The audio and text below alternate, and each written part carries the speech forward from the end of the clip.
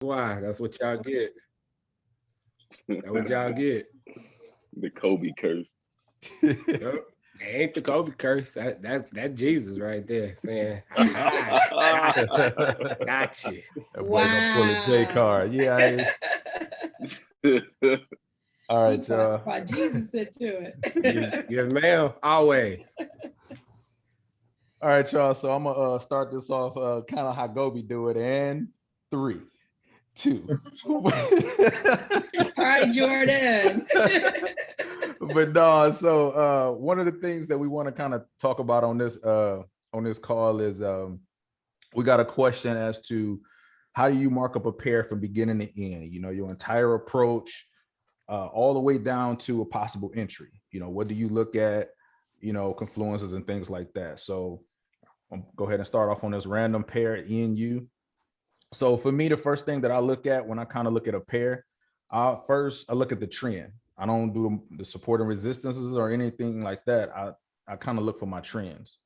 So for me, I kind of look at this trend here.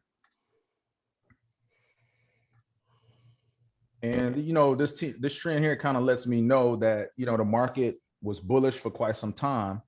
However, the market broke this trend and we had a break of structure here. And so for me, that's letting me know that the market is possibly turning around. So from that point, I'll go ahead and start marking up my support and resistances, the ones that are, you know, kind of most prevalent where price is actually respecting. I don't mark up every single one. One of the things here too, because I know you already had them marked up, is for me, when I'm on a day chart like this, y'all, I look for relevant information. So for instance, Gary, go over to your left. Keep going. Keep going. So about right there. Stop. So y'all see like how right now we're on 2019. So for me, when I'm marking, I'm not going all the way back like that, because like if it hasn't been, like people will be, sometimes they'll be like, oh, you know, it hasn't been here since whatever date. If I don't have marks when we get into the big, once he starts dialing down, then I'll go back here and see if price has been there. I know Gary, sometimes he'll mark them just in case. But for me, I won't mark like unrelevant information, if that makes sense. Yeah. So that's the only one of the things I just want to show y'all. When you're on the day chart, it can get back to real fast. When you're marking, if you're marking, you'll be back in 2015 marking up stuff. And so I just want y'all to just be mindful that when you're on this day chart, that when you start scooting, because like right now we can look and see right where we got a support and resistance, that's pretty respected. Like all the way back from a while. You could see it coming up. It got up under it, it pushed down, then it came back up, and now it's bouncing off of it. So just something to think about when you're on the day chart, that, you know, when you start scooting it and moving and going back and finding those support and resistance, that you want to be in relevant information as well, especially for real time when we're trying to take this trade and get into it. Go ahead, G. Absolutely. Do you have a question, if you don't mind? Yeah, go ahead. I think it's relevant. So when you said you clicked on a random pair, is there a make or break situation where you're like, I don't want to mess with this pair? Or initially, like what made you keep going with this pair, knowing, or you just mark up anything and everything? Yeah. So for me personally, if a pair has a lot of dojis, it don't move, it don't make big moves. If a pair has a lot of huge wicks, then I won't really mess with it. Like, for example, let's look at, because I know I don't trade a lot of CAD pairs. The thing is 2G though, you have to be in real time. So to answer part of that question with you, you have to be in a lower time frame. So for me, like what he just said, that applies to me, but also a lower time frame. So if he went to the hour and it was just looking all crazy with wicks, because like most of the time when you clicking on a pair, you're looking at. So let's say, like he said, if it was Doge, a lot of Doges going side to side to side right now, and a lot of stuff that it's kind of like what he says, like it's crazy long wicks and it's faking out and all of that. On the lower time frame, if I'm seeing that, I'm like, I ain't even fooling with this. I ain't got time for that. Yeah, because So that's something that would make me say, nah, I'm out. and another thing as well, I don't know if we actually gave it to the group, but Kobe, he did an analysis on every single pair not too long ago, and it's some pairs that they don't pay out as much. So for example, when I first, that to y'all, right? I think so. Did he? Yeah, we have it. Oh, okay.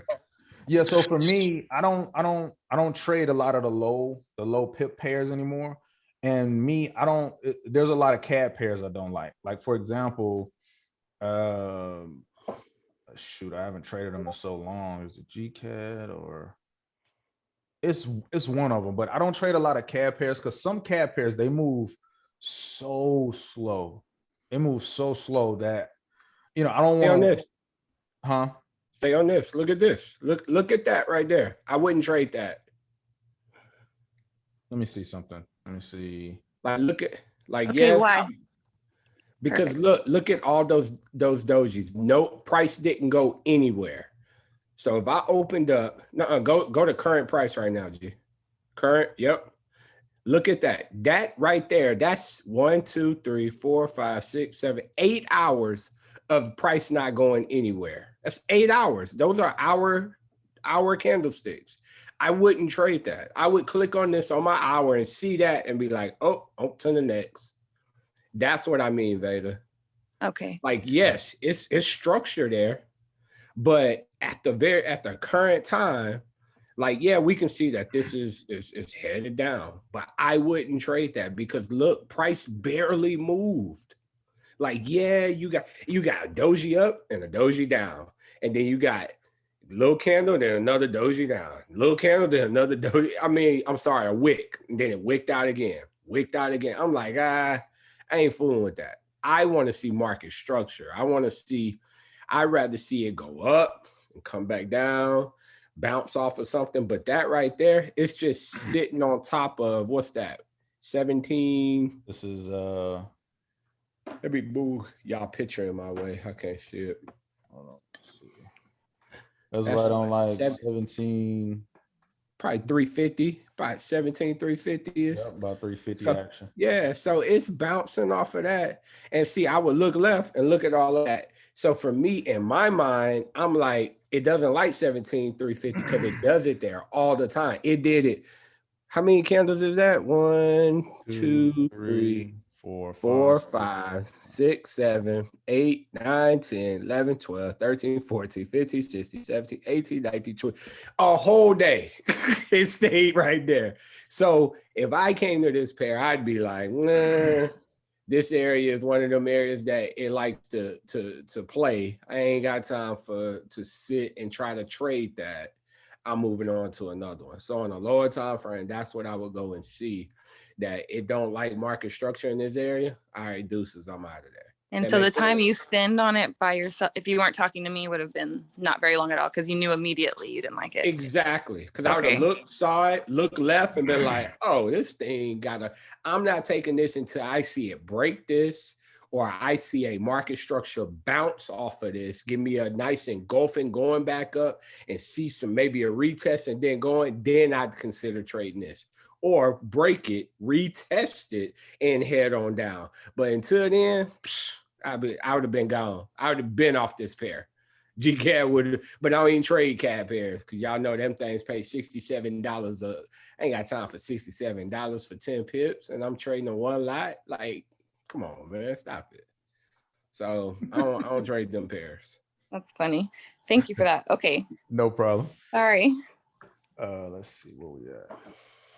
Okay, so Let me go back to this. Let me see. Did I finish putting these? Yeah, go back to your daytime frame, G. There you go. Okay. So let's see. I'll probably put one here.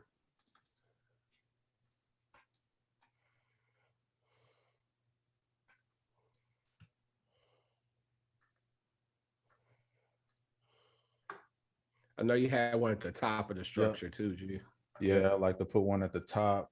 So this is a major level here. Oh crap. Supposed to be a 3. Yeah, 73.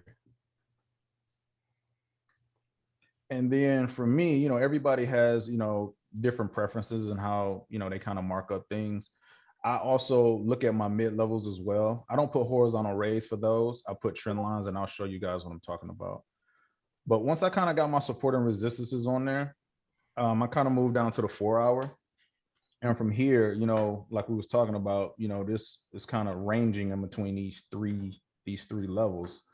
So for me, I'll go ahead and throw a box on here, a range box. Hey, Gary, Mm-hmm. quick question. You used to start on the weekly. Do you still not? Do you still? I used to. I don't start on a weekly anymore. I go and peek at it every now and then, but as I've started trading more and more, I've had a lot of success with actually just looking at the day.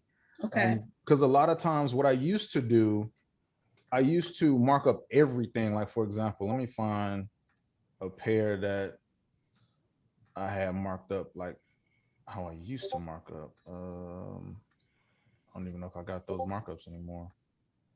But what I used to do, I used to start off on a week and mark up like every single zone. And then I go back and mark up every single mid-level on the weekly, kind of sort of, and kind of move down to the data refine. But I've noticed that I don't necessarily need to do that because a lot of the, you know, the things that I'm looking for, they're respected on the day. Because of how I trade and things like that. Right. Yeah. Okay. I just wanted to check. No problem. And so once I kind of, you know, look at price action where it is right now, you know, I kind of look and see, okay, are there any mid levels being respected and things like that. So for me, I can almost tell there's a mid level right in this area. And so I would probably mark it here. And then I add zones to a lot of these things now. Let me see.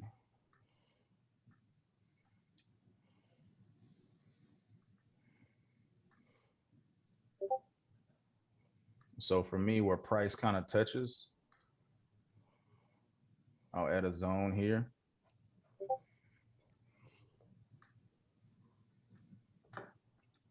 You know, just to kind of look at it and say, okay, price touched there. And I kind of got my number to kind of understand exactly where that mid-level is. And so I do zones a lot for my my major levels as well. Like, for example, even if this wasn't a range box, I would probably have a zone somewhere like this. The reason why I drew it this big, because I look at exactly where these bodies kind of stopped. And so I looked at, you know, I like to look at the bodies as opposed to the wicks all the time, because the bodies, to me, they kind of tell a story, because sometimes the wicks, they can fake you out. You know, it came down here, but of course it didn't close down there.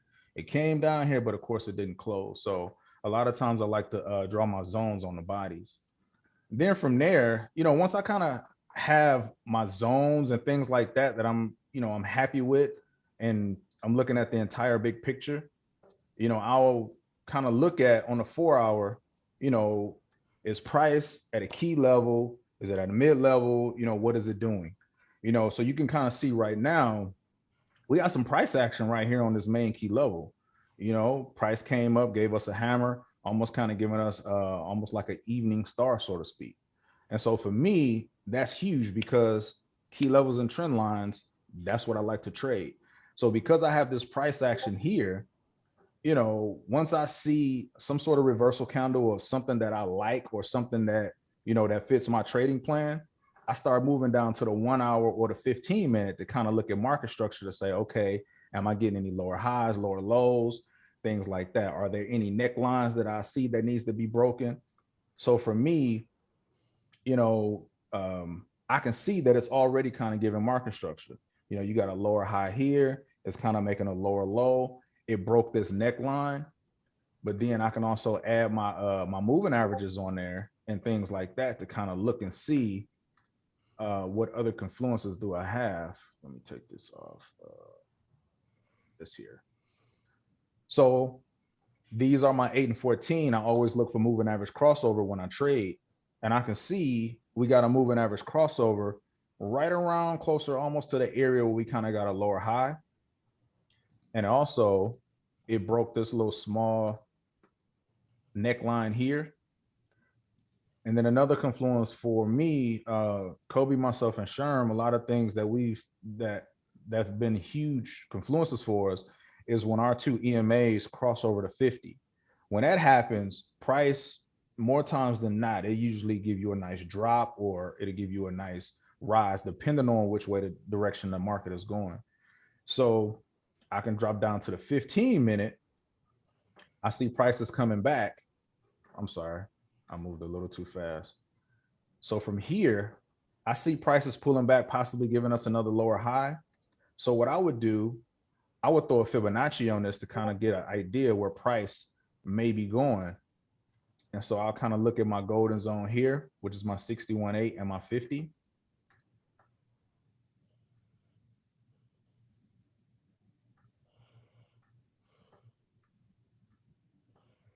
And so what I'll do, I'll kind of set me an alert right before it gets to this zone here and kind of see if price will come back up here. Because for me, I think it might come back up here because that will give us a retest of the 50 and possibly, you know, come back to my golden zone to possibly give me an entry. From there, you can kind of come down to the 15 minute when it gets close to that area and kind of look at price action and see what it's doing. But those are the things that for me, I look for from beginning to end when I'm kind of going into an entry or anything like that. Let me see. I'm trying to make sure that there's, and I also look at pivots as well. I'm gonna make sure I didn't miss that. Let me kind of take some of this stuff off so y'all can kind of see. So before you throw on the pivot, go back to the hour.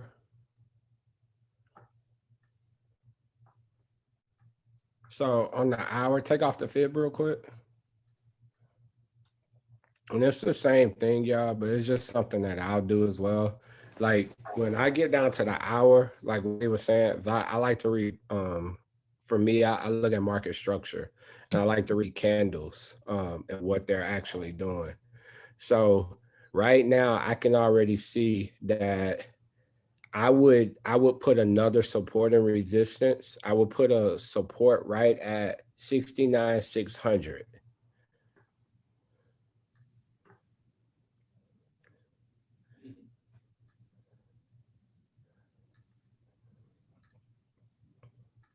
$69,600.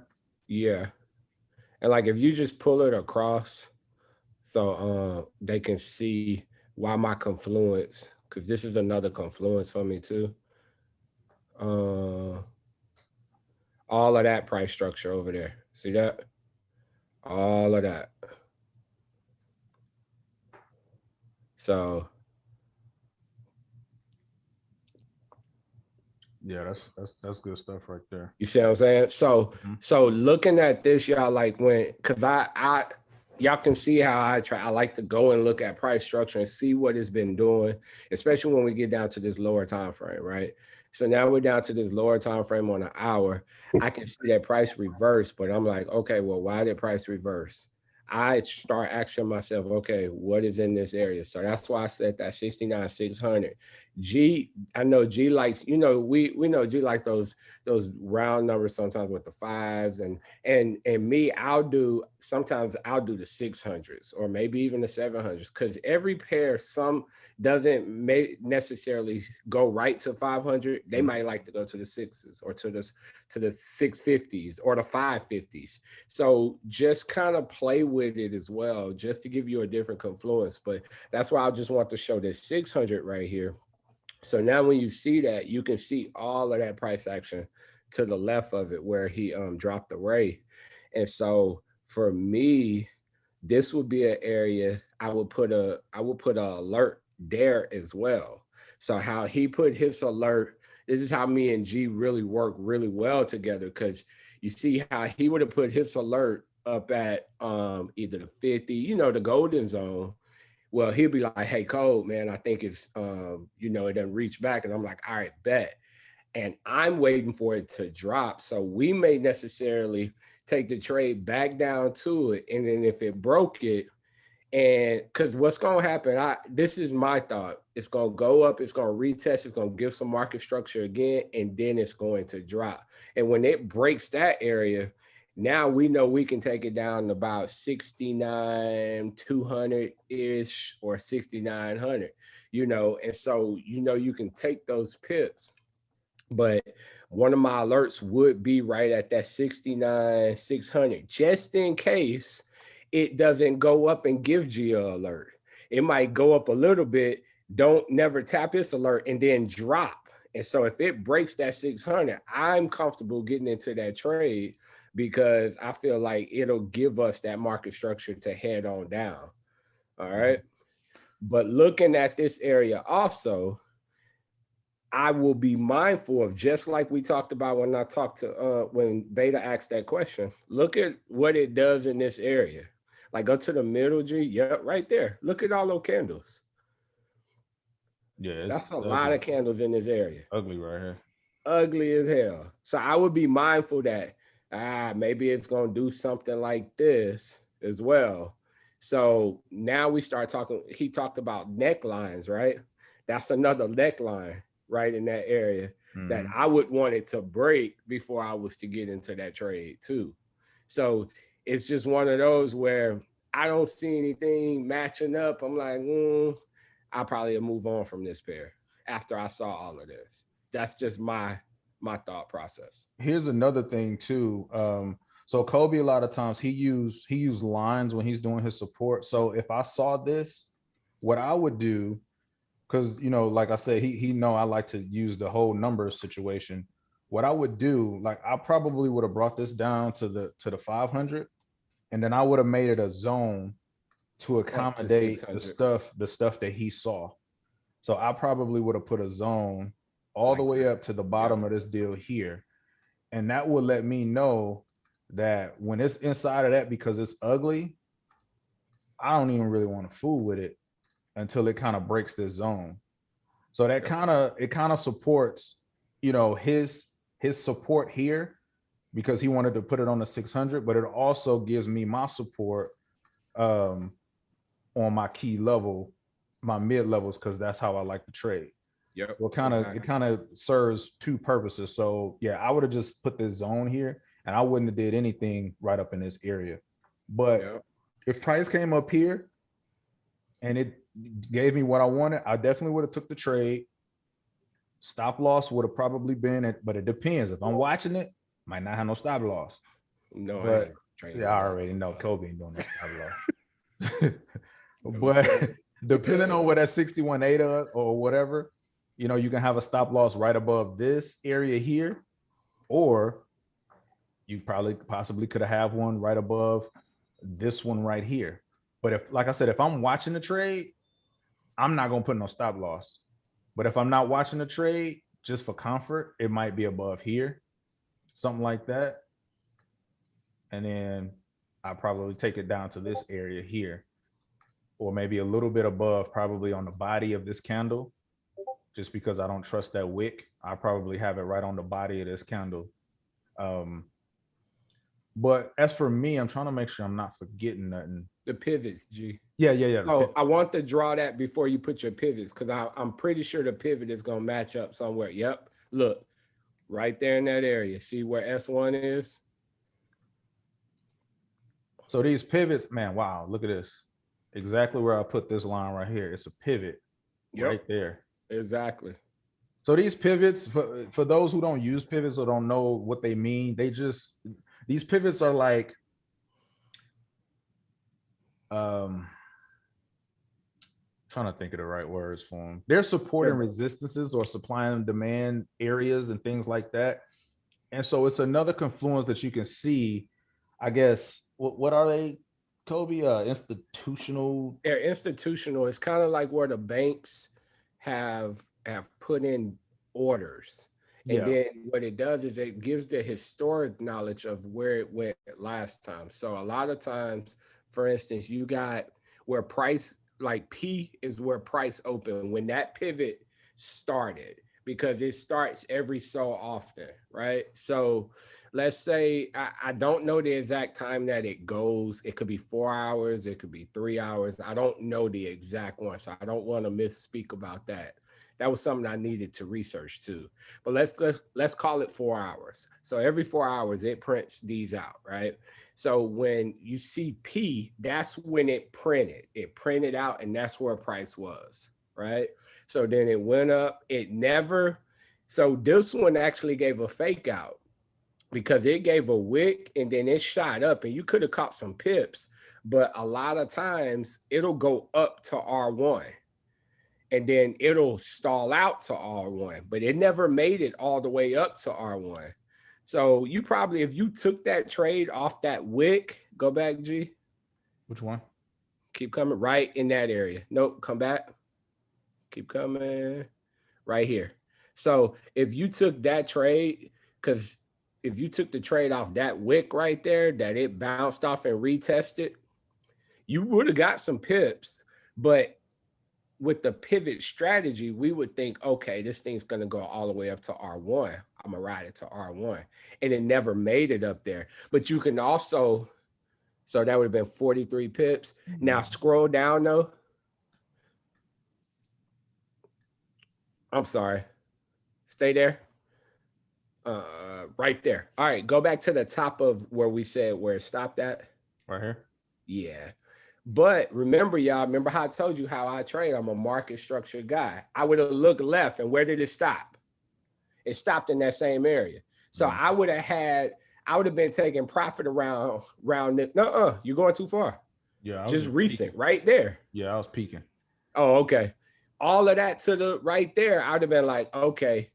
When it got up here, if I took it on the bottom of that pivot, I'd have been right there like, okay, let me see what this thing gonna do. And it's going up, and then it wicked out. I'm like, well, maybe that's the highest it want to go. Because I would have looked left and saw all of that market structure where it wicked out every single time. You see what I'm saying? So my mind frame wouldn't have been, oh, let me take it to R1. I can. Y'all feel what I'm saying? So that's why I'm trying to show y'all that other side of it, of the mind frame that I get in when I get in that trade, when I'm looking at market structure. Like, yep, we took a good trade that bounced off that pivot.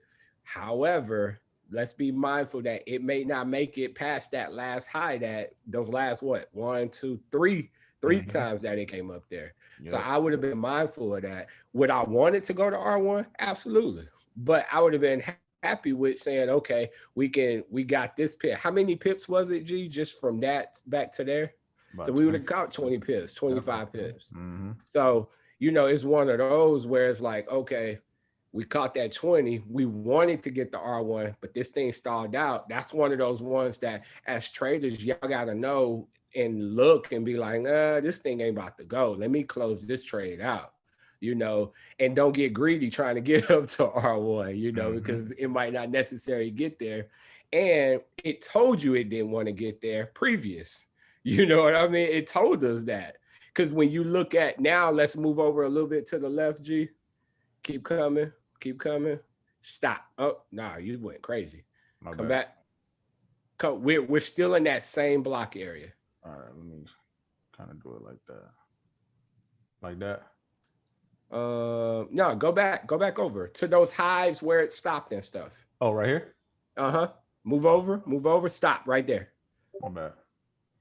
Keep coming, slide, keep sliding, stop. Look right here. Look where R1 was. Now move over to that wick. Right there. This is the same per se, the same trade previous. See R1, it bounced, it got up to R2. So we know that there's a R2 in that area. So that's why price is like, that's an old R2. And what you'll start to see is when you look at pivots, you'll start to see that sometimes when those pivots are in the kind of the same area, that it'll respect that old pivot, that there's something there. So for me, I would probably mark 0.7200 area and say, you know what, this right here, this is an area that this likes to respect. And I'll put previous pivots because there's something there that keeps pushing this back down. We don't know what it is. We don't know what 0.7200 is to them or whatever, but I know based off of this, because look how far that thing, where it came from. It was going all the way. Go back. Keep coming. Stop right there. It started down there and it was going. And then it just said, all right, I'm going to chill in this area. Then went back, retested G7000 that it broke, tried to go up again, gave a nice bullish. And yep, look at that go over. That way, other way. This way? Yep, keep coming, keep coming, keep coming, keep going, and stop. That bullish one. Look at that. That's a bullish engulfing. We would have been like, oh, this thing about to run again. And then look what it did. Stopped. You know what I'm saying? It's like, there's something there. So that's how I look at it like that.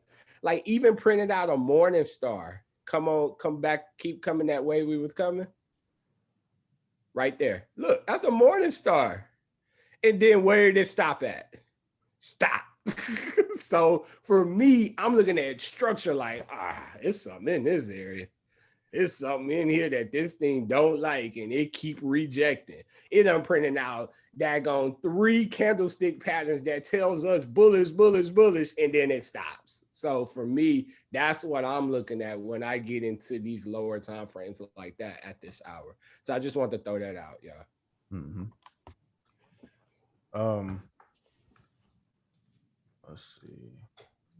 But y'all, that's pretty much it. Like, you know, my beginning from beginning to end. Is it any questions on that, or y'all want to see another pair? Y'all want to see Kobe mark up? Because I know he marked his up slightly different, or no, it's about the same. Hey, Gary. Can I see that one on the 2 hour, Gary? Just real quick. 2 hour. I just want to see. I'm just curious to see it on the 2 hour. Yeah, what y'all want?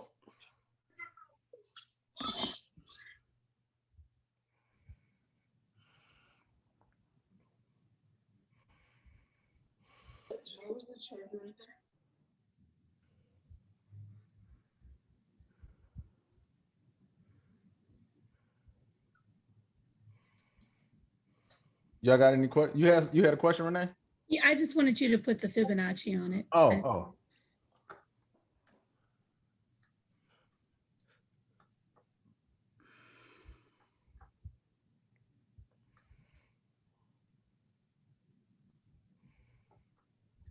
Explain the fib, G. So, yeah. Let me take it off. My bad. Sorry about that, y'all. So with this, with the fibs, for those who don't still fully understand the Fibonacci. So the Fibonacci is a retracement tool.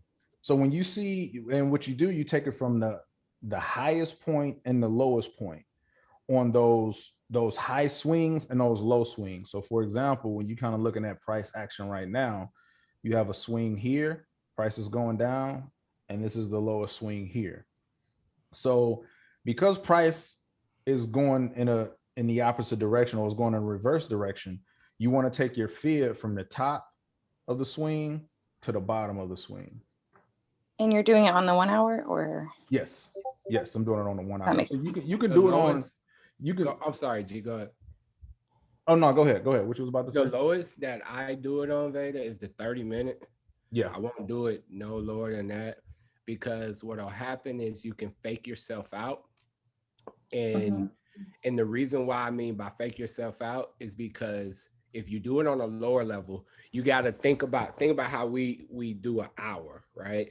So that means that there's what's that, 6 or 4? I'm sorry, 4. So that means that could be 4 different Fibonacci's encompassed in a 1 hour candle, a 1 hour printout. You see what I mean? So if you're doing a Fibonacci on a 15-minute, that little small swing is not the big move. So when you go to the big move, you just faked yourself out thinking that it's about to retrace back a certain area. And that ain't nothing but a candle. You know what I mean? An hour candle. Like, and so you can fake yourself out, and you don't want to look at it as a fib on such a smaller area, because think about when you go back to the hour, if you did it on a 15, that whole little movement, 4 of those was 1 candle on your thing. So you can fake yourself out. Does that make sense? It does. And the highest you would do it on? The highest, you can do it. Yeah. I like to do it on the highest of a day chart. Yeah. Right. The reason being is because y'all know I'm impatient when it comes to like trade. Like, I'm patient with how I trade, but I'm impatient with getting my money. Like, so if I know something is going to do something. So for instance, if we was to go, let's say we go a week, right? And we do a week time frame. You got to put in your mind that this is the week. So every single candle back on the hour, that's like seconds. You know what I mean? Like thousands and thousands of seconds. So it's gonna take so long for it to continue into that sequence of that you thinking that whatever it was gonna do. So if you put a fib on it for an hour, for a week. Let's just look at this one. See, I'll do a day because that looks good. Like, but even if you did this for a week, this is insane. If you look at that, yeah, you can do a projection. So it's gonna take forever on a week. It's gonna take forever. So like, let's just say price is here. No, I'm sorry, that's the wrong tool. Dang it. Yeah, I'm not trying to pay all those daily swap fees. Oh yeah, you go pay at least by 6 of them. Easily, man. So that's what I mean, because you waiting and you know it's gonna do it, but it's taking its time because you were on a week time frame. You know, at least for me in a day, it's like, okay, it's gonna take a couple of days to move in that sequence. I could do 2 days maybe, but once it don't do it after them, I'm like, all right, I'm on to the next. I'm not. About the swap fee was only once. Nah, it's every day. Nah, every time, 4 o'clock every time, player. Every day. Oh, every day. Nah. You see that thing? You got it, and that's why about that Friday trade about my money. So I gotta be a good profit. Yeah, like, hey, bro, like I'm not finna sit in that, and I'm in a negative, and you gonna keep snatching money for me. Wait, I ain't doing that. Like, so that's why I want to do it on the day where we got in a good one, and we know it's gonna move into it, and it's gonna play out itself throughout that day versus that week. You might mess around being the negative. It might mess around and go do some other stuff before it wants to go and move into that week sequence. My mind just don't work like that. I'm not there yet as a trader. You know, I know it's other traders that sit in trades for 2-3 months, like Alfonso. You know? Look at this. This is the week right here, the Fibonacci. According to the projection, it's gonna take 42 days to get down here. Oh my God. Exactly. You see what I mean? Oh my God. Now do the projection for the day, G. Let's see. Let me do it. Okay, let's see. What tool is that, Gary? That you just it's if you come over here where your long and short tools at, it's the projection forecast. Oh, forecast. Okay. Yep, that's the forecast. So let's look on a day, do a fib on the day.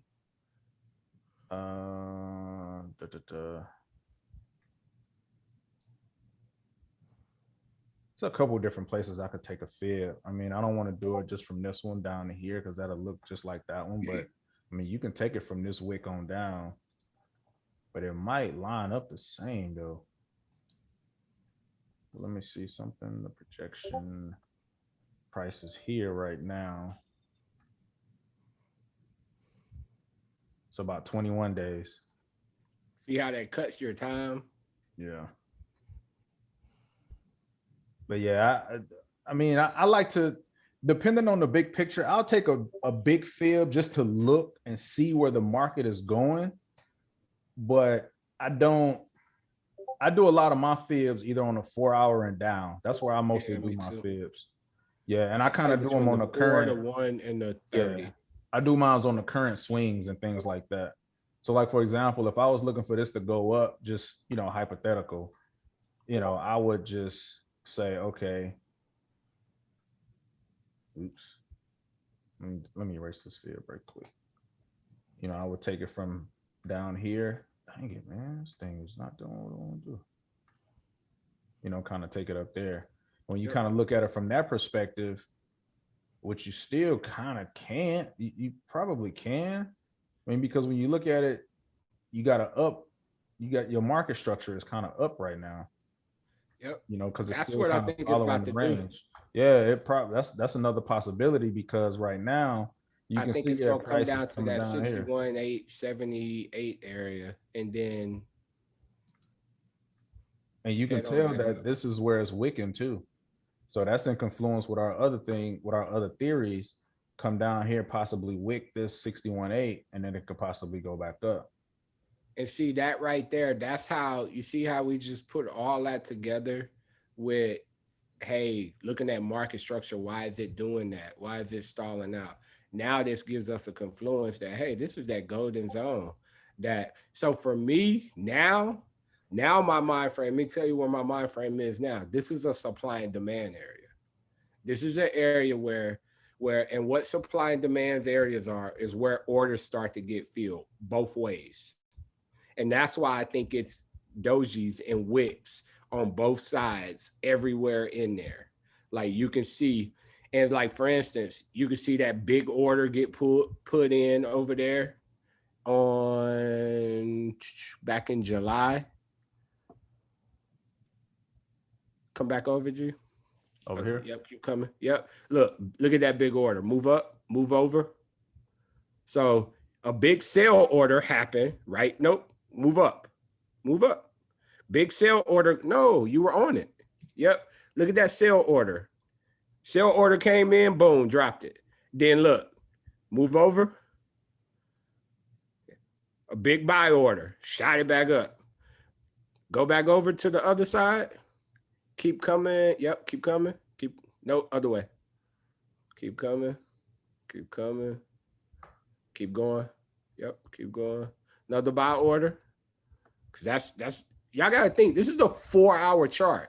If you see a big old candle on a 4-hour chart, that means that's a big order got put in. Keep moving over, G. Keep going. Keep going. Keep coming. Look at that. Another big order. Nuh-uh. Right there. Yep, that one. Mm-hmm. Keep coming. And I saw another one. Squinch it close. Right there. Look at this. Look at these big orders. Yeah. So keep coming. Mm-hmm. Move over that way. The other opposite way now. Right there. Another big orders put in. So you had dojis. Nuh-uh. Stay in this area because I want to show. So look, this is a perfect supply and demand area. Supply and demand means orders are being filled, either buying or selling. Look how equal this thing is in this area. Like, move, come back, G. Look at these dojis. That means that sellers, go back over to that area. Yep. Look at that. That's, count them. That's what? 1, 2, 3, 4, 5, 6. 6 times 4 is what? 24. That's a whole day of buyers and sellers fighting on who was going to take over the market. That means buyers are coming in, sellers are coming in equally. for an entire day. That's a supply and demand area. Now let's move over to that other area, G. And then buyers won and they shot it up, right? Move over, keep moving. Then look, stop right there. Price, sellers were controlling the market, got back to the supply and demand area. And what did it start to do? Supply and demand. Buyers are putting in, sellers were controlling, and it's just doji. That tells you that a lot of orders are being put in. When you start getting dojis, that means the buyers and the sellers are both in like this area, and that it can't control the market, that the sellers are equal and the buyers are equal. And that's why you continue to get a whole lot of dojis. Does that make sense to everybody? I just want to make sure I'm not confusing y'all. I got it. Thank you. Okay. And so this is a supply and demand. I would deem this as a supply and demand area, because you always get dojis printed out in that area. That means that the buyers and sellers are equal and they like this area and they put in orders. You see dojis just keep printing out all through that area.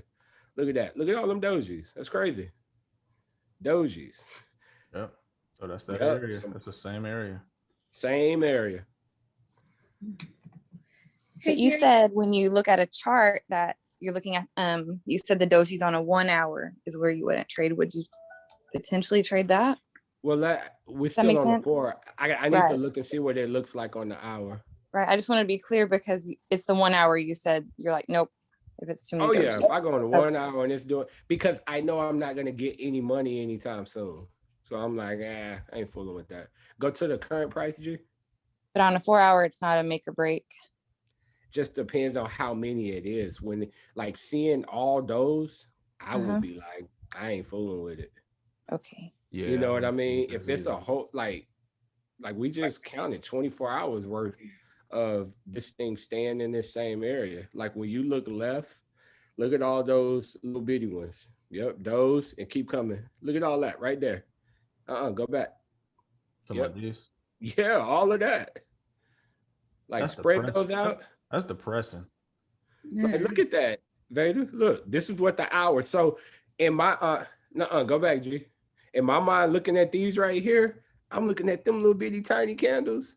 And then I come to current price. Go to current, and I see that it's in that same kind of area. I'm like, I don't know. I don't know if I want to trade this. Like G said, that's depressing. For me, I'm just like, there's too many other pairs out there. And this is a supply and demand area. Maybe we need to wait till we come up out this supply and demand area. Now, if you want to sit in it, you might can catch a nice buy order, but you're going to have to predict it correctly.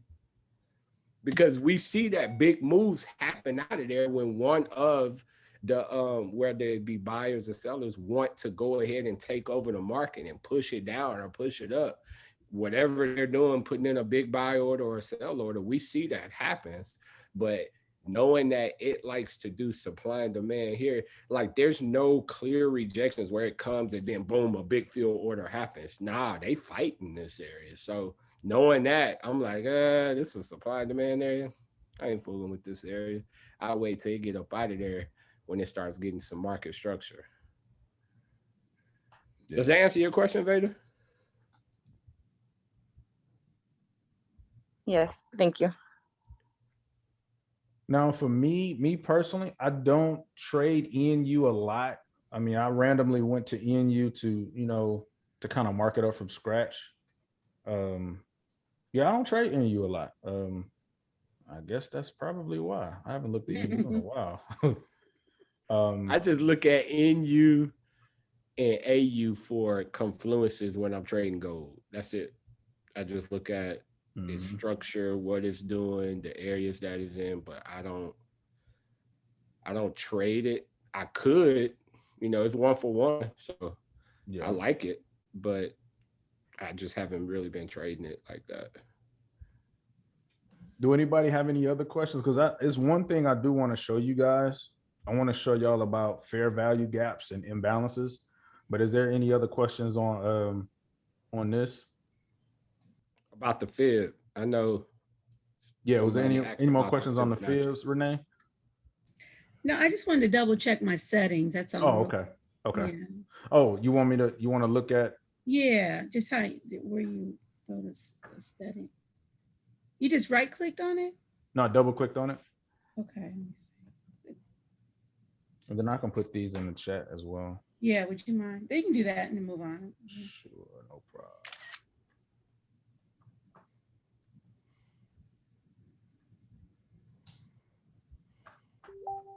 Thank you. No problem, no problem. So this is one thing I wanted to kind of show y'all. I think I pre-marked something up on here. Oh, here's a pair I haven't traded in a while. This still got my old style markups on it. Let's see, where is that? I know I wrote something down because I wanted to talk to y'all about it. Gary, for some reason, I'm not seeing it in the chat. Did you drop it in there? I thought I did. Hit return? Maybe. Yeah. Yep, it's in there. It was in the Facebook chat. Oh, the Facebook. Yeah. Mhm. Oh, done. Okay. Thanks. Okay, I don't see it on here, so I'll just kind of talk it through. So, What you looking for? An imbalance? yeah, well, I had marked it up and I had notes and everything on it, but I can't find them. Oh, okay, never mind. So, I know where one's at. oh yeah. So one of the things I wanted to kind of talk to y'all, and y'all probably already, I don't know if y'all heard me talking about it before, which is imbalances. And basically what that is, how you can recognize it is, for example, if you look at these three candles here, for example, 1, 2, well, not this one here, but 1, 2, 3. If you notice in between candle 1 and candle 2, there is a gap from this wick to this wick. You have this gap here. So when you see a gap like this, what this is called, it's either called a fair value gap, or most people call it a imbalance, which is almost like unhealthy price action, as some people call it, fair value gap or imbalance. So what price has to do, eventually price has to come back and fill this gap. And so a lot of times when you're looking at that, that can be what they call a point of interest. And a point of interest can be an area where you're looking to possibly, gain an entry or something like that. So I guess I shouldn't have did it right here what current price is, because you can't really see it. But let me find another one where price actually had to come fill that gap. Let's see. And some gaps, they might be, some gaps might be there for a while, but eventually those gaps will get filled. Let me see. You know what? I'm gonna go to gold. Yeah, I was about to say, I'm just gonna go to gold because you actually be able to see it. Yes, thank you. Stop playing. Yeah, let me quit playing around. So look at this, you guys. This was this Friday when the market was about to close. That's why they so excited, because look at this. I took this trade. Look at the top. So show the imbalance to the left first, G. Yeah. So if you look at this, when we were looking at this on Friday, I think price was like right here or something like that, or wherever it was. And we noticed right here, there was an imbalance that did not get filled. And then as the day was going on, price was moving. Like when it broke this neckline, like price was rushing to get back to this imbalance. And basically when it filled it, it's amazing on how price literally stopped there and gave an entry. It literally stopped right there and shot off and just shot off. And so a lot of times when you're doing that, you just don't want to look at imbalances just blindly. You want to use other confluences. So what we did was we threw a fib on this as well. And as you can see, this imbalance is right in the middle of this golden zone. So that's a confluence that you guys can kind of look at for entries. Because if you look at this, I took this in my demo. I didn't get a chance to take it in my regular account just because I didn't want to sit over on the weekend. But the stop loss on this is 19 pips. 19 pips. I just put it right up under here. But when you kind of look at the risk reward, and I'm pretty sure it's gonna get up here. This is 189 pips. And so when it do, I'm gonna probably post this in the group chat to say, you know, this actually fulfilled what it was doing. But to get back to what we was talking about, imbalances, if you find imbalances, you know, close to, you know, different other confluences that you have, like for example, in this case, the fibs or some sort of support and resistance, that can be a possible point of interest or entry that you can possibly look at. Does that make sense? Does everybody understand what an imbalance is and things like that, or how to recognize it? Hey, can I take control of your thing? Yeah. I just want to take control of this chart though. I just want to show something. Yeah, you have to click on the little toolbar and you have to do I think it's called remote control or something like that.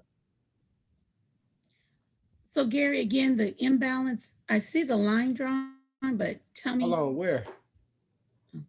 Hold on once. You said the toolbox? I don't The- see the no little- toolbox. The toolbar where you see like chat and Uh-huh. and all of that kind of stuff. I don't see nothing like that. I don't know. Never mind. I can't remember. Is it what on it's share called. screen? Is it part of share? Yeah. I can't remember what it's called. Give us whatchamacallit. Give you a. Co-host or who? You want to share? No, I want to show yours because I'm looking right at it and I don't want to go because I Oh, want here we to go, here we go. point out a point. go. There you go. Can y'all see my mouse moving? No, I don't even see it. Can I share screen while others are sharing, participate? Hold on, my bad. Let me see something. Hold on, let me stop sharing right quick and add the multiple joint. Okay, and then let me reshare and then see if you can. See my mouse moving? All right, try it now. Okay. Nah, I still don't see your mouse moving. Damn it. Because I know there's a way that I could mark on yours because it's something that I just want to show everybody. Yeah, they do it on the calls. Yeah, they like do yeah, it. you should be able to do it. I just gave you remote control. And you don't see the mouse moving at There all. we go. I can see Oh, it there now. it is. There it There it is. is. All right, perfect. Okay, so I just want to clarify which because G explained it good, but I just want to make sure because I can tell Renee you still got a little question. So for instance, look at this right here. This would have been an imbalance because this, look at this space. Mhm. This went and filled it. It went and filled all of that. This one right here again, like this right here, that would have been an imbalance. However, this went and filled. So look how the candles are filling. Okay. Mhm. That's filling. So when you look at this is still an imbalance. Because this, well, no, I'm sorry. This one filled that one. Yep, it So- filled it. So this one filled this entire candle. And so that one's there. That one filled this one. That's what we mean about imbalance, that the candle from the left and right fills it. So when there's a space like this, look how little this candle is. This one blew out of it. This one never, if it would have filled it, it would could have gave us a long wick to tap, fill this like that, and then went on its way. So a lot of times we believe that's how the market is working. Like we'll get news or something, and that news will shoot it all the way down to go fill that other candle, and then it continues to go on its way. That's filling the imbalance. So we saw that it didn't do that. It never, like all these had a chance just to go shoot a wick down, and we would have never caught this. We would have never saw that. But by this space still, that gap still being there, that's what he means by that. Does that make sense to everybody? Yes. I just wanted to make sure it got cleared up all the way because I know G was explaining it, but I just want to just show y'all so you see it as well. Just in Never noticed that before. we, crazy. I did, Yeah. I did, right? Serious. I learned it when I was looking at something out, and I kept seeing somebody mark FVG, fair value. I'm like, what the heck is that? Fair value gap. It Yeah. was fair value gap. Yeah. And so when you actually look at this, the entire imbalance is this entire space. But a lot of times I draw mine super small just for me, just so I can see exactly what my entry is. And usually I place my entry right above this area here, like maybe in the middle or something like that, because that's the gap that has to get filled. But here's another thing that I want to show you guys. We're on an hour right now. This imbalance might not look the same on other time frames. So for example, if I come to the 2 hour, okay, that one looks the same. That's okay. 4 hour, it looks the same. Let's see, 30 minute, it looks the same. So that was an easy one. Yeah, so this was the easy one. Yeah, because you might get some imbalances where they won't be exactly the same. So let me find one. I know there's one in here.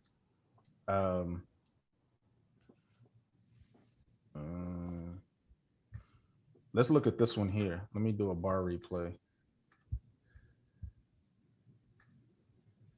For example, you have an imbalance here. But let's look at this and see what it looks like on other time frames. You see that? See how it changed? It changed. And on the 30-minute, it already filled the imbalance. Yeah, it filled it. And so if you look on the 15, this one as well, or you can kind of look at it. This imbalance is super small. Well, nah, that's filled. That's filled. Yeah. But you see that? So you might not, and that, because that was one of the questions I had. I'm like, well, shoot, if it's not the same on every single time frame, does that not constitute an imbalance? But it still does. It still does, because it's on a different time frame. So this one still has to get filled. So price is going to eventually come down here and fill it. So if I do a bar replay, price Look at had the to wick. come, Look at the wick. price had to come down there and fill it. Even though it went a little bit further, it still had to come down and fill this gap. And once it filled it, it's like, okay, I'm gonna come down, liquidity grab, I'm gonna stop a few people out, and I'm gonna go on by my merry way. Yep. So you can, so y'all can use that for another confluence. These imbalances, when they're close to like your entries, or if it's close to a fib, if you got a fib, kind of browse on your different time frames to see if you see any type of imbalances, because that can be a good point of interest for you, where you can say, okay, I think price gonna come right there and kind of give me an entry. Look at this. Here go another one. Another imbalance is actually a bigger one. But for me, like I say, I usually do mine kind of small. But look at that. How price literally came down, bam, hit it, took off. It looked like it tried to fill it. Yep. That long wick. It tried to, but it didn't. And it didn't finish it. But it came down, wicked. And a lot of times when you catch these right, you don't have much drawdown at all. I mean, these things come down, hit, and they take off. They take off. And so that was another imbalance right there. Where, yeah, right here. Right here. Yep. It was one right there. Here go another one right here. It just filled that one.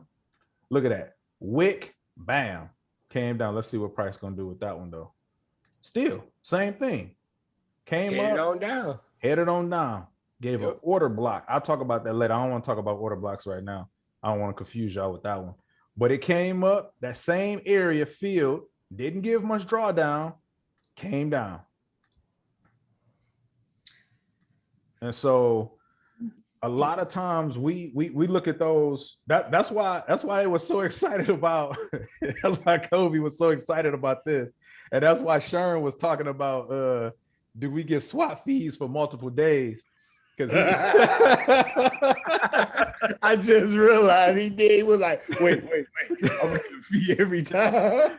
because he took this trade on Friday and he's still in it. Yep. He's still in it. And I'm the only goofy one that didn't take it in the real. That, you know what though? They tricked me though, y'all. I know. No. They tricked me because we was talking like, hey, it's an imbalance right here on gold. And I'm like, I'm gonna take it in my demo. And I was like, I'm not. He ain't say that at first. He was like, man, y'all, he talking that junk. And then like an hour later, he like, yeah, I took it too. I was like, man, y'all. I had been watching gold. I rolled gold down and I was like, gee, it's an imbalance. And he was like, well, I'm gonna just take it in here. And I'm like, it's gonna piss me off because I just made money on the sale and I know it's gonna bounce and give us a good entry. And I was like, it's gonna piss me off watching it in my demo and knowing I just made money. And he was like, well, it's the weekend. I'm like, all right. And that's all he said. Demo. Demo. So I was like, it's Sherman. And then I put in there, everybody got to do it in the demo. And Sherman was quiet. We was like, I did it in my little account. I took it in my small account. Sherman had jumped in that trade. So what I do? That's like asked about the swap fees. You were supposed to make a little account and jump in it. I did say I was gonna make a little account. It was taking too long, man. Taking too long. So that's why Sherm asked about the swap fees over the weekend. They were like, wait, you get a swap fee every day? Yeah. Like, hold on. Yeah, buddy. Yep, every day. I might close mine out when this thing ain't open. I don't know. We'll see. You got about 10 minutes. I know. About to see where it opened. I don't think it'll let you close out right now. No, you can't close it now. Not right now. Yeah. So do y'all got any more questions about the imbalance though? Because a lot of times, like we use that a lot now, a whole lot. I'm gonna have to study it, and make sure I got it.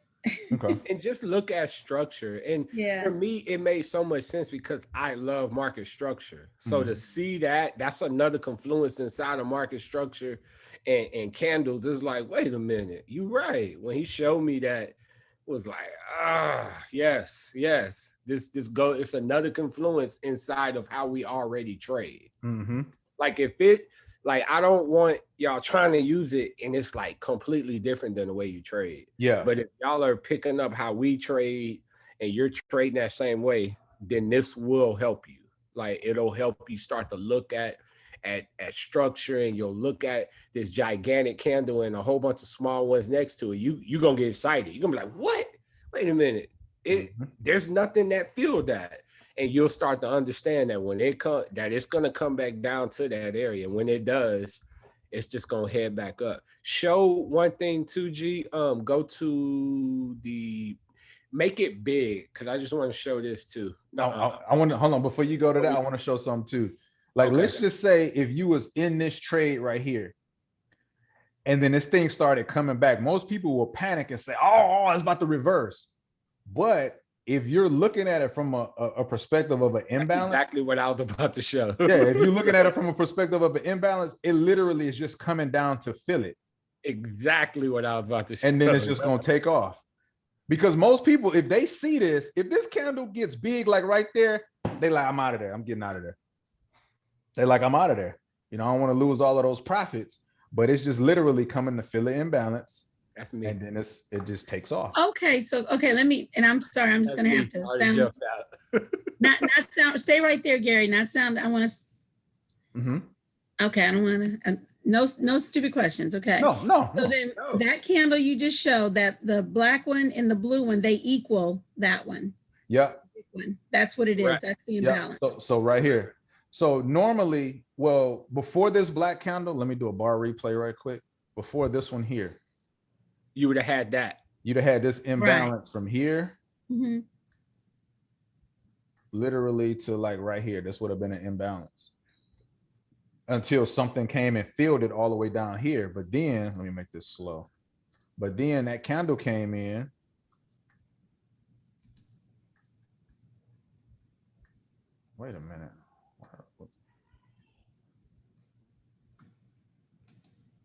That's weird. Wasn't this candle way down here? Yeah, it was. I'm trying to figure out. Are you on That's a one. different time frame?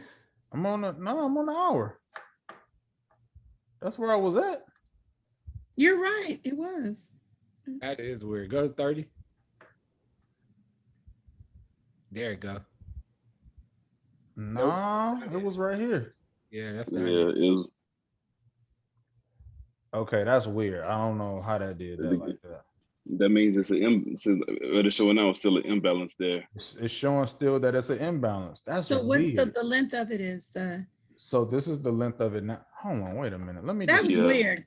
Yeah, we're not all crazy. Oh, that's the government not wanting us to figure this genius stuff out. take that. Okay, Dude, now look how it's big back. it is now. That's They're crazy. monitoring our training.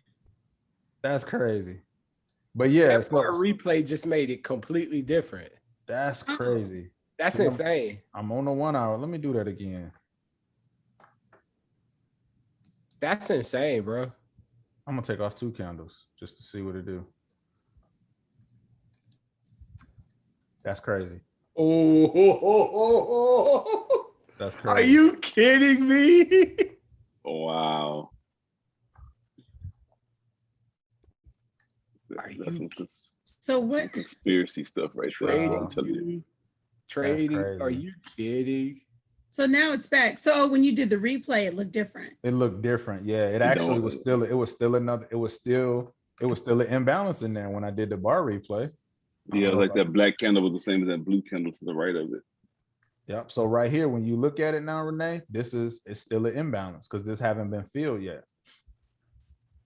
And so initially, that black candle had came down and filled it all. But if I'm going to keep playing it and see what it do. No, it's not going to get down there. I'm so confused right now. Yeah, that's crazy.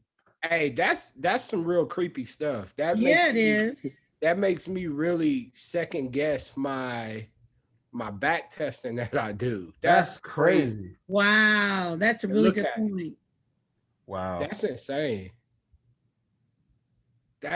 Wow. Yeah, that's What crazy. if you tried it, Kobe? So that's July 28th, 1500, the 1500 candle on the 1 hour.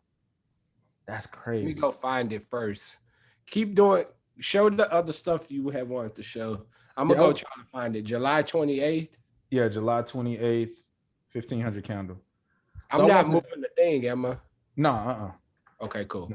So I want to show a few more other examples too. Like for example, this one here, right here, Renee, you can see that this gap is filled because this one came down right there and it filled the gap. This one here, you can tell it came down, filled the gap. And so a lot of times these gaps, they won't necessarily get filled with the second candle. Like it's a wick. It's a wick, you know, but well, no, not necessarily just a wick, but it might not get filled right away. Like I said, we were looking at this imbalance here and we noticed this one never got filled.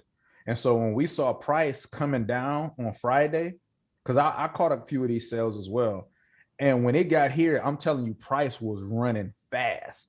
And we was like, look how fast it's going. And it came right down here because it had to fill this imbalance. It filled it, bam. And it's like, okay, let me go on back over. So now you can kind of look at this. Price needs to fill this imbalance right here. So the way we're looking at this now, we're like, okay, I know price eventually needs to get up here. It has to fill this imbalance.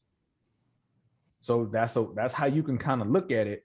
Price is going to probably come up here. You might can make that as a TP if you didn't want to really go all the way up there. You can say, okay, price needs to come back and fill this imbalance because it's not filled. But let's look on other time frames. It's still an imbalance. It's still an imbalance, but it's a little smaller. But that's a good one because you can almost see it on every single time frame. Yep, it's still an imbalance. So this one hasn't been filled yet. So you can look at that to say price needs to come back and fill this imbalance. Now, is it going to just happen just right away? It could come down here and do some other stuff and then later on come back up there. But you can say this is an imbalance that hasn't been filled and price needs to fill it eventually. Does that make sense? Yeah, I'm getting it. That's a nice confluence to have too. Mm-hmm. It's crazy how they like the back testing was like, Yeah, My back testing still shows an imbalance. I still got a space.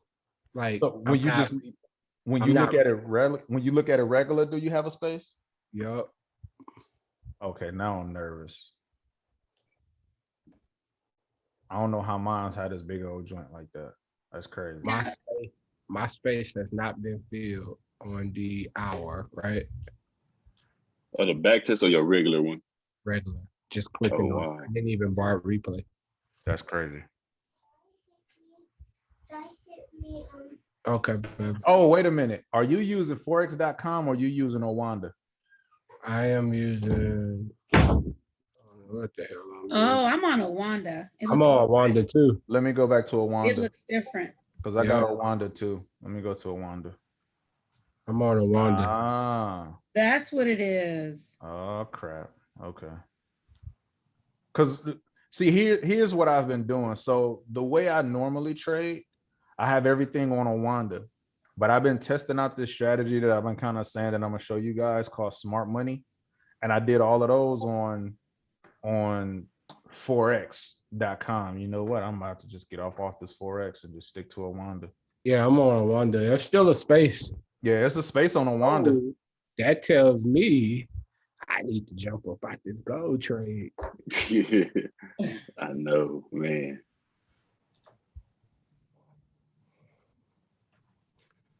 Yep. I mean, good profit though. I take that. But yeah. So it would all right. That eases my mind. Yeah, that's crazy. Yeah. So eventually this has to be filled. This is another area. Yeah. Now, do you all just trade gold on Owanda or you use Owanda for the others? It's because I've been using FXCM. I use Owanda pretty much for all of the pairs that I trade. Like here's my playlist, pairs to trade worth money. I use Owanda for all of these, but like when I'm testing other stuff, I use the Forex joint just because I don't want to mess up my my current markups. You want to stay consistent. Right. I want to stay consistent. So is there one better than the other, or? I like Owanda just because I have a brokerage account through TradingView as well on Owanda, and I have some money in there, so I trade on this one as well. Okay. But I like Owanda. I like Owanda better. I had a few issues with the Forex one, but yeah, I like Owanda better. That's just my preference. Well, now we see how they differ. Mm-hmm. They differ a lot.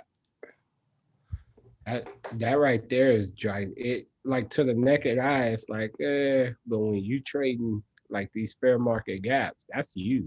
Yeah, that's huge. Mm-hmm. Yeah, that's huge. But yeah. Any other questions? Yeah, you guys continue to bring new insights. So we've been hearing from Renee and Veda, Chelsea and Duke been quiet. Duke was all talking earlier, and now he just done faded off the black. Chelsea ain't had no questions. No, she got to have. Sorry, I'm here now. I could talk. I had the kids and they were asleep, and so I couldn't do anything but watch and listen. All right, y'all know I call you out. So no, I appreciate it. Sure. All right, where Duke at? Duke, where you at? See, he done ran off. That doesn't get your attention. Is that me? Oh, it's 4 o'clock. Somebody trade going on. Fish on. That's me. That looked like that was EG. Oh, EG. Yeah, let's see what it's doing.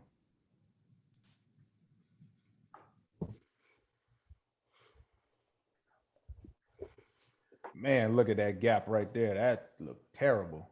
Ooh. But yeah, because I had we're live.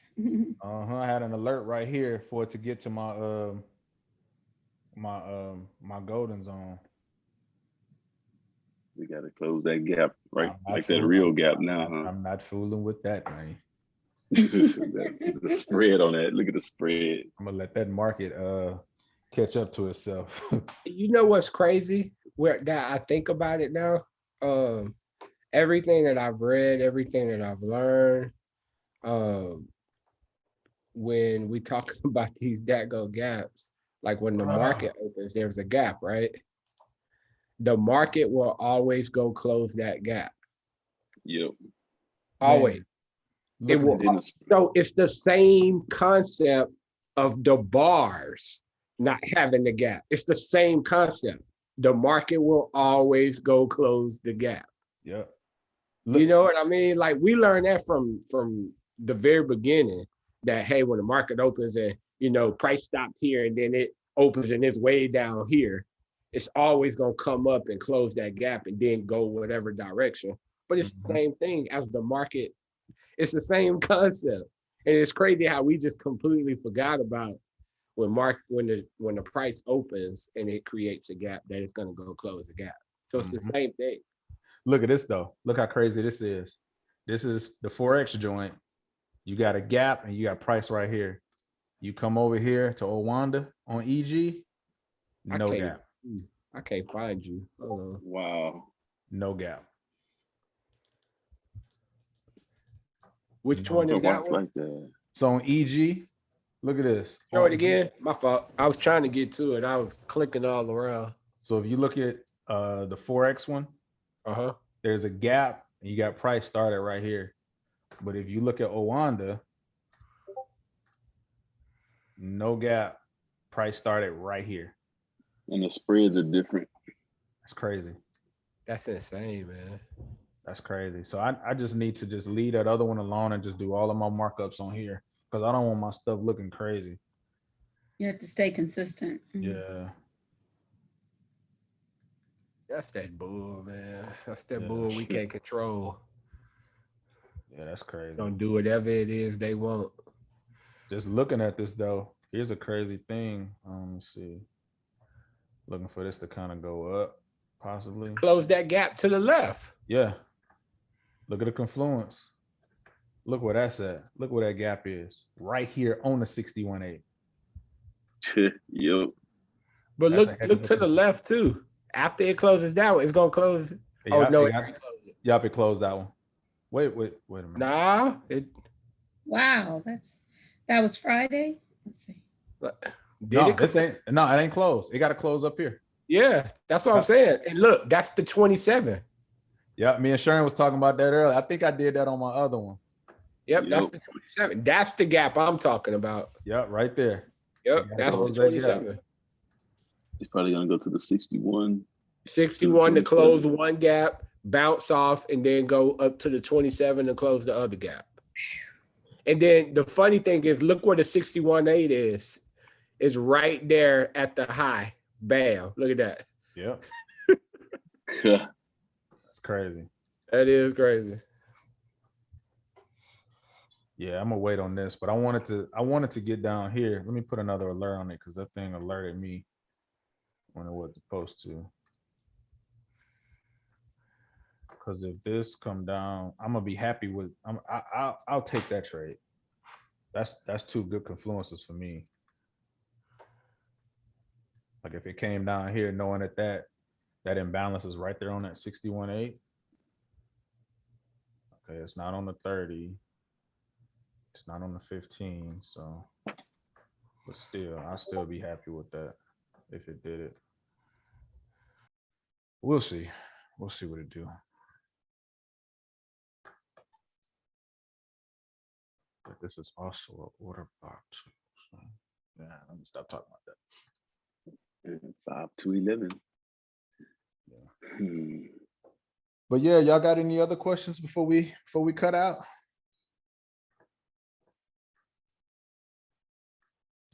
No, you've given me a lot more to study. This is good stuff. Very helpful. So I'm gonna get with What about you, Vader? You always got good questions. Yeah, oh yeah. I do have questions, but I'm trying to get my tire fixed, so I have to hold them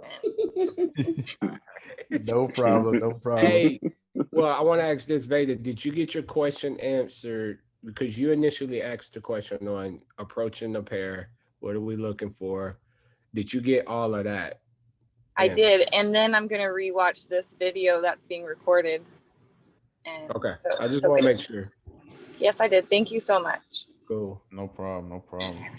Chelsea, you got anything? Yeah, my question goes back to the fib. Can you put a fib on anything? Like what? I mean, I know the time frames, you do it 30 at the lowest, you know, all the way up, and it just depends on the range. But when you're looking inside of a time frame, can you, like, is there ever a scenario when you're marking up a pair that you should not put a fib? Very good question. You want to share, Kobe? Very, very good question. I don't know if I worded that properly. No, you did. You did. You did. Hold on, let me. Since G making me share now. Whatever. Make you earn your volunteer hours, man. Whatever. Enough talking, player. All right. Let me go off of this one. Let's go to AU. AU's a little cleaner. All right, so let's go find the area. So let's say we had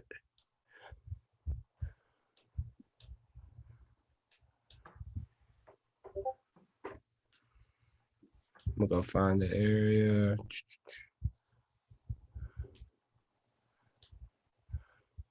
So this is a good area right here. So let's look at this area. For instance, let's say all we had was, hell, I'm scared the bar replay. It might start messing stuff up. So let's say we were looking at price was about right here, right?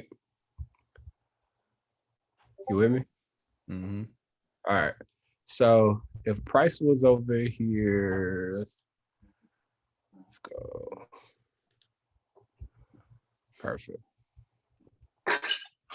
So when you're looking at this, if I saw price came down, bounced off this trend, came up, came back here, and you see how this is kind of choppy, where for me, I wouldn't know where to put a fib. Like if I'm looking at this, I would be saying, okay, I'm gonna wait for it to come back down to this trend. Could you maybe take a small fib there? Maybe, but it's a lot of small swings. I would look at the big picture and look at this 78 to 77 of that. It came up here and it came down. So when we, this is probably gonna go crazy fast. Let me let's go here. So now when you start looking at it. Yeah, that's super slow right there. Yeah, my fault. Put it like in the middle. There you go. Cool. You brought it Did back. it move again? Yeah. All right. You moved again. There we go. So you see what it printed out? And it came down and then it headed back up. So when you start seeing market structure like that, your fib won't work because it's not giving you any super lows where price stopped at.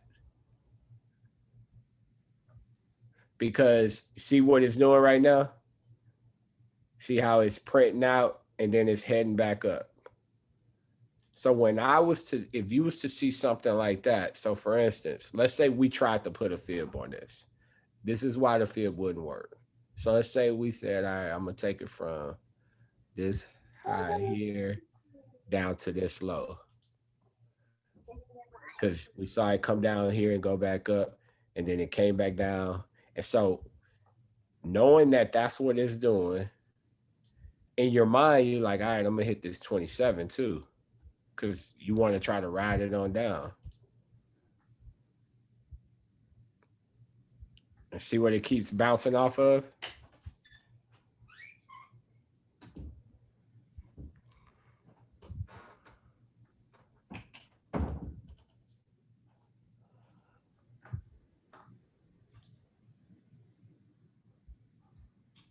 So when you don't have any defined swings, I don't put a fib on it.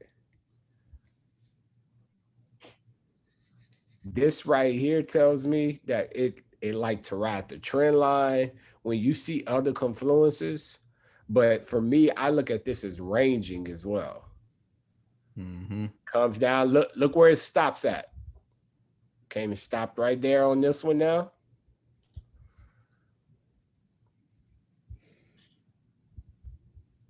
Still ain't came down.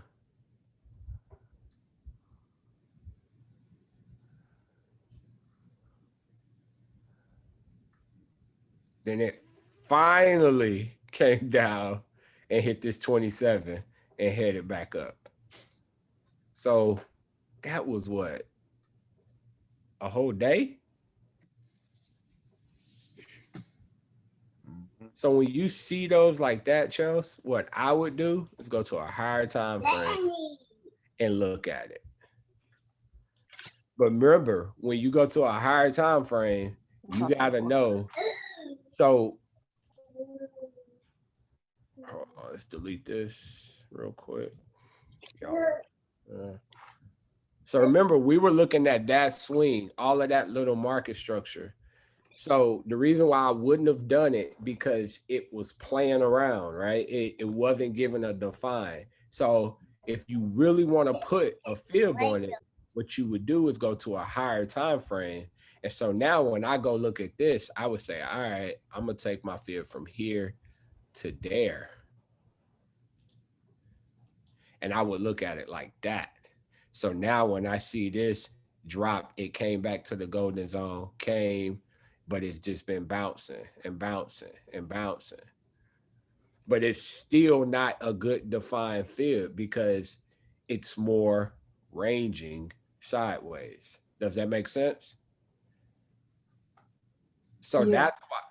So when you're looking at these areas and you don't get, like, for instance, this, a perfect area, you got swing, boom, boom, boom. So now you can go and take a fib from here because you have these swings. You have that. So you want to say, okay, let's say we missed this swing and we came and price was down here. I would take my fib from there. I would have dropped it here just to see, hey, why my mouse acting crazy? I wonder if it's the battery running down because it's going crazy. And I would drop it right there to see if it went and hit the 27 yet. And it didn't. It came, it traced back, went there, went back, tried to come down to hit that 27, but this trend line stopped it. And so the reason why I keep mentioning the trend line, why I keep saying that is your fib doesn't work when you have other confluences in those areas. Your fib may not come all the way down to that 27 off of this swing because it's riding a trend. So you don't want to confuse yourself like, man, I thought this thing was going to come all the way down to the 27 when you got particularly a trend line. You know there's a trend line cutting through there. So that's a reason why you wouldn't put a fib, because you know that this thing has been respecting the trend line. So why would you put a fib to say, all right, I know it's got to go down to the 27, knowing I have a trend line that this thing has been respecting? Does that make sense to you? I just want to make sure I'm answering your question. No, you are. It makes sense. And that's what I mean about this. Like, I wouldn't put a fib there because this trend has been respecting. So if I was to put a fib right here, I would confuse myself thinking, oh yeah, I'm gonna get it down to this 27, knowing that it's gonna bounce off of this because that's what it's done in the past. It's bounced, it bounced. So if you put a fib, yeah, 27 is down here, but look what it did. Bounce, came in that area, bounced again. It finally broke down, but that was only on a smaller one. Let's see if it ever actually came down to the 27. Because now all this doing, it went back and retested it.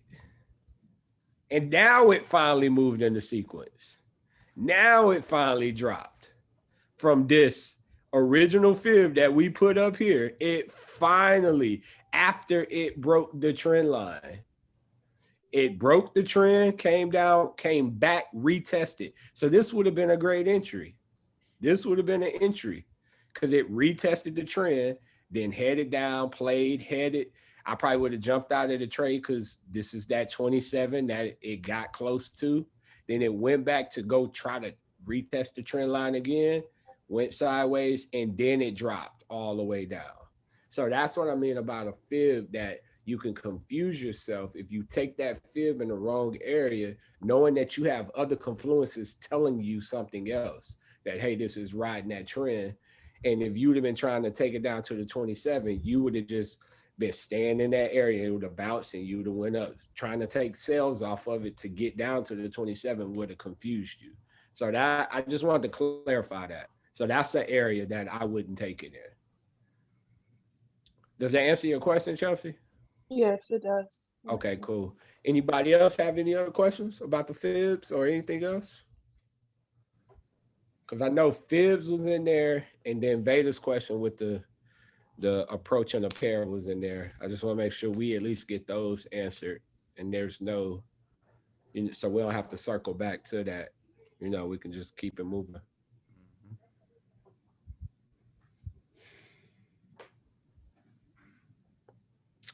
I guess that's it then, G. I guess we done. Nobody talking no more. You have silenced me. I have so much to process. It's all in a good way, though. All in a good way. Good deal. Good deal. Appreciate it. Well, shoot, y'all enjoy y'all Sunday. I don't know, depending on how this market go, I probably won't do nothing today. Got me a couple alerts set, and we'll see what it do. Cool, thank you again. Cool. Y'all have a great one. All right, y'all. All right, y'all take care. All right. Appreciate it, man.